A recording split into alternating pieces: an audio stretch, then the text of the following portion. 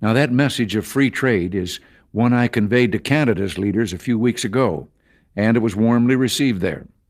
Indeed, throughout the world, there's a growing realization that the way to prosperity for all nations is rejecting protectionist legislation and promoting fair and free competition.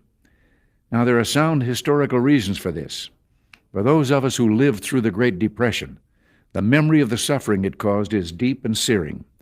And today, many economic analysts and historians argue that high tariff legislation passed back in that period, called the Smoot-Hawley Tariff, greatly deepened the Depression and prevented economic recovery. You see, at first, when someone says, let's impose tariffs on foreign imports, it looks like they're doing the patriotic thing by protecting American products and jobs.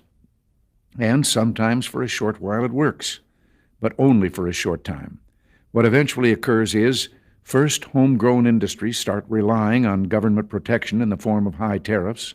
They stop competing and stop making the innovative management and technological changes they need to succeed in world markets. And then, while all this is going on, something even worse occurs. High tariffs inevitably lead to retaliation by foreign countries and the triggering of fierce trade wars.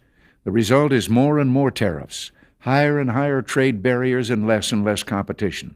So soon, because of the prices made artificially high by tariffs that subsidize inefficiency and poor management, people stop buying.